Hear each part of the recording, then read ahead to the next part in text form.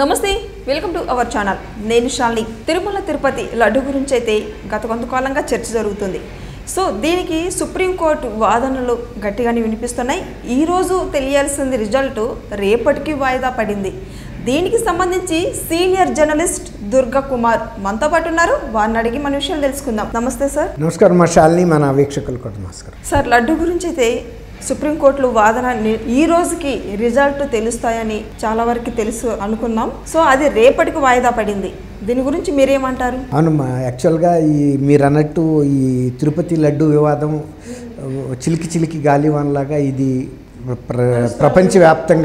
ప్రపంచవ్యాప్తంగా ఉన్న హిందువుల మనోభావాలు దెబ్బతింటాం, ఊహించని రియాక్షన్ రావటం, ఇవాళ సెంట్రల్ గవర్నమెంట్ కూడా దీన్ని పరిష్కరించాల్సిన పరిస్థితి రావటం, దీనితోడు టీటీడీకి మాజీ చైర్మన్గా ఉన్న సుబ్బారెడ్డి గారు, బీజేపీలో గతంలో లీడర్గా ఉండే సుబ్రహ్మణ్య స్వామి, మరొక ముగ్గురు కూడా దీని మీద సిట్ వేశారు. ఇది సిట్ వేయటానికి వీల్లేదు, దీన్ని కేంద్ర ప్రభుత్వ సంస్థలతో విచారించాలని వాళ్ళు ఒక రిట్ పిటిషన్ వేశారు. ఆ రిట్ పిటిషన్ మీద ఇప్పుడు టీటీడీ కూడా కోర్టులో హాజరవుతుంది, రాష్ట్ర ప్రభుత్వం అవుతుంది. కేంద్ర ప్రభుత్వం తరపున కూడా సొలిసిటర్ జనరల్ తుషార్ మెహతా గారు అటెండ్ అయ్యారు. తర్వాత రాష్ట్ర ప్రభుత్వం తరపున కూడా ఇద్దరు ప్రముఖ లాయర్లు ముఖిల్ రోహిత్గి అండ్ సిద్ధార్థ లోద్రా కూడా కిందసారి హాజరయ్యారు. ఆయన ఒక ప్రాథమిక సాక్ష్యాధారాలు మాకు స్పష్టంగా రావటం లేదు దీని మీద అని కూడా గౌరవ న్యాయమూర్తులు చేసిన వ్యాఖ్యలు కూడా పెద్ద ఎత్తున ప్రభావాన్ని చూపించిన ఈ కేసు మీద. అంటే ఈ కేసులో సరైన ఆధారాలు ఇవ్వ అన్న ఒక అనుమానాలు కూడా వచ్చినాయి.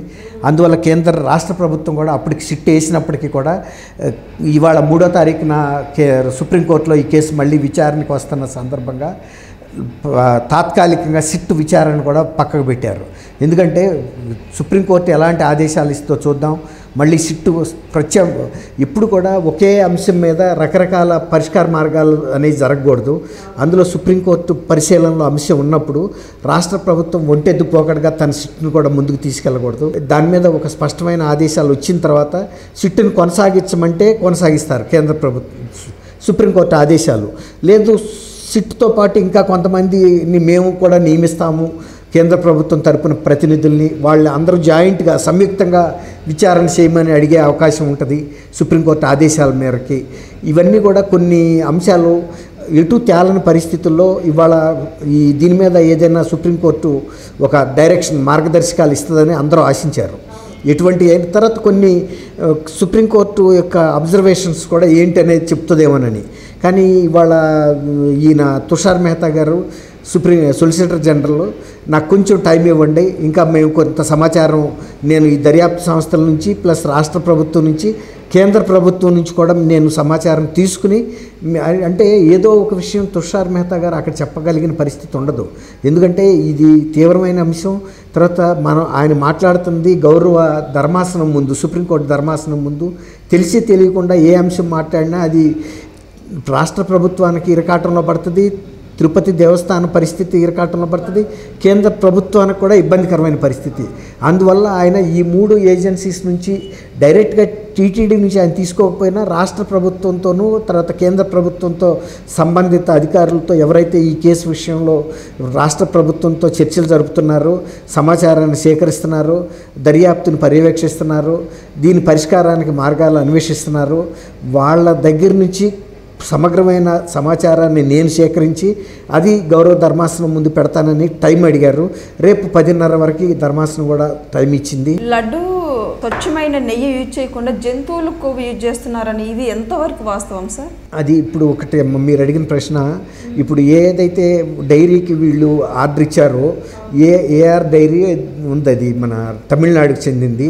అసలు వాళ్ళకి దగ్గర అంత ఉత్పత్తి సామర్థ్యం లేదు అని చెప్తున్నారు. వాళ్ళు నెలకి మహా అయితే 16 టన్నులు మాత్రమే ఉత్పత్తి చేయగలుగుతారంటున్నారు వాళ్ళ డైరీ ద్వారా.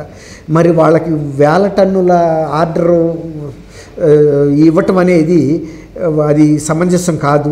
తిరుపతి దేవస్థానం వాళ్ళు కూడా వాళ్ళకి సంబంధించిన అధికారులని నియమించారంట. ఎప్పుడైతే దీని మీద కల్తీ జరిగిందని కొన్ని ట్యాంకర్లు తిరిగి పంపినప్పుడు కూడా వాళ్ళు కూడా టీటీడీ అధికారులు అక్కడికి వెళ్ళి విచారించినప్పుడు ఈ సంస్థకి అంత ఉత్పత్తి సామర్థ్యం లేదు, కాబట్టి మనం ఇవ్వటమే మనదే తప్పు అనే ఒక నివేదిక అయితే ఇచ్చినట్టు తెలుస్తుంది. ఇప్పుడు మనకి లేటెస్ట్గా అందుతున్న సమాచారం ఏంటంటే తిరుపతి దేవస్థానంలో కూడా వీళ్ళు ఎంత చైర్మన్లు ఈఓలు ఉన్నా కూడా అధికారులు కూడా వాళ్ళకి సంబంధించినటువంటి రిటర్న్ రికార్డ్స్ని చాలా భద్రంగా ఉంచుతారని, ప్రతిదీ రికార్డు మీద పెడతారని చెప్తున్నారు. నిజంగా కనుక అది డిజిటల్ రూపంలో కానీ లిఖితపూర్వకంగా కానీ టీటీడీలో కనుక భద్రంగా ఉంటే సపోజ్ ఎవరైతే అక్కడ విచారణ కోసం వెళ్ళారో చెన్నై, వాళ్ళు ఇచ్చిన అబ్జర్వేషన్స్ అధికారులు వాళ్ళ యొక్క పరిశీలనలో తేలిన అంశాలని కనుక బయటికి తీస్తే కూడా తేలుతుంది. తర్వాత ఐఆర్ డైరీ వాళ్ళ ఉత్పత్తి సామర్థ్యం గతంలో ఏమైనా పెద్ద సంస్థలకి సప్లై చేశారా, చేస్తుంటే ఏ సంస్థలకు చేశారు, అప్పుడు ఏ రేటుకి చేశారు, తర్వాత ఎంత క్వాంటమ్ అంటే ఎంత పరిమాణంలో చేశారు అనేది కూడా మనకి తీసుకుంటారు. ఇప్పుడు ఈ దర్యాప్తులో బయటకు వస్తుంది.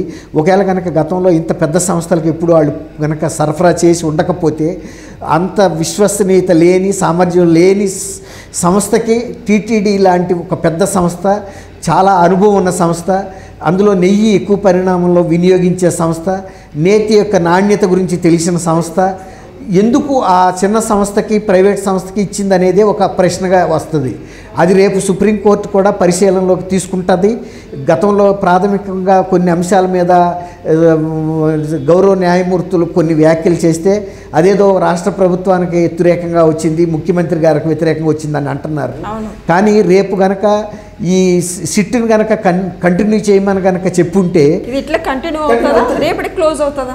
లేదమ్మా, ఒకవేళ కనుక సిట్ కనుక కంటిన్యూ చేయమని కనుక గౌరవ న్యాయస్థానం చెబితే కంటిన్యూ చేస్తారు. కానీ మా పర్యవేక్షణలో చేయండి అని చెప్పొచ్చు. వాళ్ళు డైరెక్షన్స్ ఇస్తారు. అప్పుడు ఈ సంస్థ సామర్థ్యం ఏంటి, తర్వాత ఈ సంస్థ చేసిన నెయ్యి సరఫరా చేసిన శాంపుల్స్ని పంపారా, శాంపుల్స్తో పెట్టి తయారు చేసిన ఆ నెయ్యి వాడిన లడ్డూలను పంపితే ఆ ల్యాబ్ రిపోర్ట్స్లో ఉన్న పరిస్థితులు ఏంటి, ఎప్పుడు పంపారు, ఎంత పరిణామంలో మీరు పంపారు, లడ్డు సైజెస్ ర్యాండమ్గా పంపారా, ఏదో ఒక పీస్ పంపారా, ఈ 2-3 బ్యాచెస్లో ఒకరోజు అంటే 2-3 రోజుల్లో ఉత్పత్తి అయినటువంటి 2-3 లడ్డూలు పంపారా అంటే ఒక లడ్డు దీని మీదే పూర్తిగా మనం ఎవరు కూడా ఆధారపడలేరు. కాబట్టి సహజంగా వాళ్ళు ర్యాండమ్గా తీసిన లడ్డూలు పంపిస్తారు. దీనికి సంబంధించి పరిశోధనాశాలలో జరిగిన దీన్ని పరీక్షల గురించిన సమాచారం కూడా సమగ్రంగా రేపు కోర్టు ముందు ఉంచే అవకాశం ఉంటుంది. ఇంకోటి ఏంటంటే ఈ డైరీకి సంబంధించి గత చరిత్ర కూడా వాళ్ళు కొంతమంది వెళ్ళొచ్చారు కదా, అధికారుల పరిశీలనలో తేలిన అంశాలను కూడా రేపు పెట్టినప్పుడు మొన్న వ్యాఖ్యల మీద భిన్నంగానూ చేయొచ్చు. లేదు కేంద్ర ప్రభుత్వంలో కూడా కొంతమంది అధికారులని ఇందులో సిట్లో కనుక పెట్టే అధికారం కూడా సుప్రీంకోర్టుకి వారికి ఉంటుంది. కాబట్టి లేదు అసలు ఎందుకు రాష్ట్ర ప్రభుత్వంతో కూడా సంబంధం లేదు, మేము థర్డ్ పార్టీని నియమిస్తాం, కేంద్రంలో ఉండే కొన్ని శాఖల్లో సపోజ్ ఆహార నియంత్రణకు సంబంధించిన వాళ్ళని పెట్టవచ్చు, ఇంకా ఫుడ్ సేఫ్టీకి సంబంధించిన అధికారులను పెట్టవచ్చు, అలాగే న్యూట్రిషన్ డిపార్ట్మెంట్కి సంబంధించిన వాళ్ళని పెట్టవచ్చు. అలా ఒక నిపుణుల కమిటీని కేంద్రంతో పాటు ఇతర రాష్ట్రాల్లో కొన్ని ల్యాబొరేటరీస్ ప్రముఖమైన ల్యాబొరేటరీస్కి సంబంధించిన ప్రతినిధులను కూడా దీంట్లో పెట్టగలిగే పరిస్థితి ఉంటుంది. అది కూడా మనం ఇప్పుడు గతంలో ఇక్కడ ఆంధ్రప్రదేశ్లో ఇదే తిరుపతి దేవస్థానం లడ్డూల నాణ్యత మీద చెన్నారెడ్డి గారి టైంలో కూడా వివాదం వచ్చింది. షెల్ లైఫ్ అంటే ఎక్కువ కాలం ఉండలేదు, త్వరగా బూజు పడుతున్నాయని అని, నాణ్యత ఉండలేదు, రుచి వాసన విషయంలో కూడా తేడా వచ్చిందంటే అప్పుడు జి పుల్లారెడ్డి గారిని నేతి మిఠాయిల స్పెషలిస్ట్ ఉన్నారు కదా అప్పుడు పెద్ద ఆయన్ని అధ్యక్షుడిగా ఒక కమిటీ వేశారు. నేను వాళ్ళ అబ్బాయి రాఘవరెడ్డి గారితో కూడా మాట్లాడటం జరిగింది, వాళ్ళ పెద్ద అబ్బాయి. అప్పుడు ఆయన చెప్పింది ఏంటంటే అప్పుడు నాన్నగారు నేను మా హెడ్ కుక్ ముగ్గురు వెళ్ళాము, వెళ్తే అందులోంచి ఆయన పుల్లారెడ్డి గారు బూందీ తయారు చేసే బాండీలో ఆయన గరిట పెట్టి తీపోయారంట. తీపోతే అక్కడుండే దాన్ని ఏమంటారు పోటు అంటే అక్కడుండే బ్రాహ్మణులు ఎవరైతే ఉంటారో వంట బ్రాహ్మణులు, మీరు ఇక్కడ చేపెట్టడానికి వీలు లేదండి అని కూడా అభ్యంతరం పెడితే సరే ఆయన దూరంగా నుంచి మీరు కింద నుంచి అడుగు నుంచి తీసి చూపించమన్నాడంట. చూపించమంటే ఒక గరిటెలో నుసి వచ్చిందంట, అంటే బూందీలో ఉండే సన్నటి ఇది అదంతా కింద మాడిపోయి ఉందంట. అట్లాంటప్పుడు మీరు ఎప్పటికప్పుడు అది తీసేయకపోతే ఆ మసి వాసన దీనికి రాదా, దీని నాణ్యత తగ్గదా అని కూడా ఆయన చెప్పారంట. దాంతోపాటు బూందీని బాగా వేపుడు వచ్చేరాక ఉంచండి. తర్వాత ఇంకోటి ఏంటంటే వాళ్ళని మాట్లాడే వాళ్ళ పెద్ద అబ్బాయి గారితో రాఘవరెడ్డి, ఆయన విశ్వ హిందూ పరిషత్ రాష్ట్ర అధ్యక్షులు కూడా, వారే ఈ కండువ కూడా నాకు అక్కడ కప్పాడు. వారు చెప్పింది ఏంటంటే తీగపాకం రావాలి లడ్డు కట్టడానికి, కానీ వాళ్ళు ఏంటంటే పరిణామం ఎక్కువ సప్లై చేసే ఒత్తిడిలో వాళ్ళు తీగపాకం కూడా రాకుండానే లేత పాకంతోనే ఆ రోజున లడ్డూలు చుట్టేస్తున్నారు. అది ఒక షేప్ కూడా రావటం లేదు, రుచి ఉండదు, నాణ్యత ఉండదు, ఎక్కువ కాలం షెల్ లైఫ్ ఉండదు. ఇలాంటివి మేము ఆ రోజు కొన్ని చెప్పాము. తర్వాత లిఖితపూర్వకంగా నాన్నగారు చెన్నారెడ్డి గారికి ఇవ్వటం అవన్నీ కూడా చేశామని కూడా చెప్పారు. 79లో కూడా ఇది జరిగింది. ఆ రోజు దీన్ని ప్రభుత్వం స్పోర్టివ్గా తీసుకుని ఒక ఛాలెంజ్గా దాని లైఫ్ని పెంచడానికి ప్రయత్నించారు. వీళ్ళు ఎవరైతే ఈ నేతికి సంబంధించిన నాణ్యత గురించి కూడా అప్పుడు మేము కొన్ని సూచనలు చేశామని ఆయనే చెప్పారు. ఆయనే ఇవాళ కుటుంబ పెద్దగా ఉన్నారు. పుల్లారెడ్డి గారు అయితే లేరు.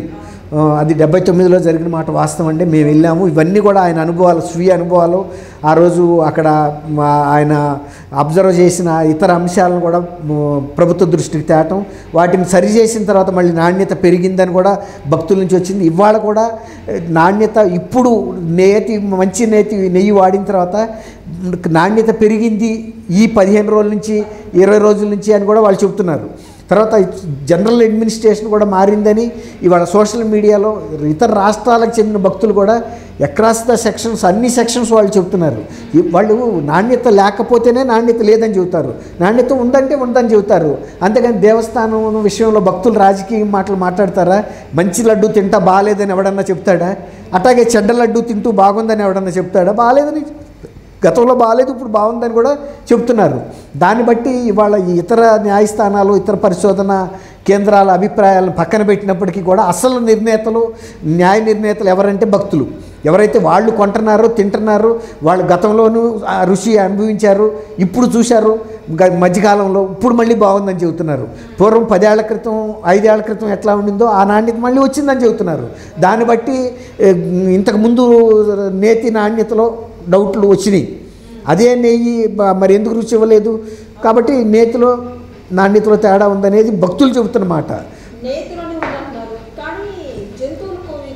అది అపచారం జరిగింది. నేను నా నోటమ్మటి చెప్పడం ఇష్టం లేక నేను చెప్పలేదు. అది అపచారం జరిగింది. కాబట్టి ఇవాళ మళ్ళీ మెచ్చుకుంటున్నారు అంటే భక్తులు ఏమైనా రాజకీయం చేస్తారా లడ్డూ రుచి విషయంలో? అది అనేది. కాబట్టి ఇవాళ భక్తులు అక్రాస్ ద సెక్షన్ ఇతర రాష్ట్రాలకు చెందిన వాళ్ళు కూడా టీవీల్లో, సోషల్ మీడియాల్లో మాట్లాడుతున్నారు. అందులో వాళ్ళకేమీ రాజకీయ లబ్ధి లేదు. కాబట్టి కొంతవరకు ప్రజలు ఇచ్చిన తీర్పును కూడా మనం గమనంలో పెట్టుకోవాలి, వాళ్ళ అభిప్రాయాలను కూడా గమనంలో పెట్టుకోవాలి. స్పష్టమైన మార్పు ఉందని చెబుతున్నారు. ఇప్పుడు రుచి పెరిగింది, వాసన పెరిగింది. కోనేరు దగ్గరికే మాకు ఈ వాసన వస్తుంది, నేతి వాసన గతంలో వచ్చింది, గత 5 ఏళ్లలో రాలేదు, ఇప్పుడు వస్తుందని చెబుతున్నారు. వాళ్ళు అబద్ధం ఆడాల్సిన అవసరం ఏముంది వాళ్ళకి? వాళ్ళేమి రాజకీయ పార్టీలకు చెందిన వాళ్ళు కాదు, ఈ రాష్ట్రానికి చెందిన వాళ్ళు కాదు, లేకపోతే టీటీడీకి అనుకూలులు కాదు, వ్యతిరేకులు కూడా కాదు. టీటీడీని అభిమానించేవాళ్ళు, టీటీడీకి చిరకాలం బాగుండాలని కోరుకునేవాళ్ళు, లడ్డూ ప్రసాదాలు పవిత్రంగా ఉండాలని కోరుకునేవాళ్ళు, రుచిగా ఉండాలని కోరుకునేవాళ్ళు, తీసుకెళ్ళిన తర్వాత కూడా ఇంటికి వెళ్ళిన తర్వాత ఓ 10 రోజుల పాటు, వారం పాటు ఆ లడ్డూ చెడిపోకుండా ఉండాలని కోరుకునేవాళ్ళు. ఎందుకంటే అభిమానులకి చుట్టాలకి పంచుకోవడానికి కొంచెం టైం పడుతుంది కదా. అట్లా తర్వాత శ్రీవారికి చేసే సేవల్లో కూడా నాణ్యమైన పవిత్రమైన నెయ్యిని ఉపయోగిస్తే శ్రీవారికి కూడా శ్రేయస్సుగా ఉంటుంది. మనందరినీ ఆయన బాగా చూస్తారు. ఇంతమందిని బాగా చూసే కలియుగ దైవం ఆయనకి అపచారం జరగొద్దనేదే వాళ్ళ కోరిక. థ్యాంక్ యూ అమ్మ శాలిని, మన వీక్షకులు కూడా.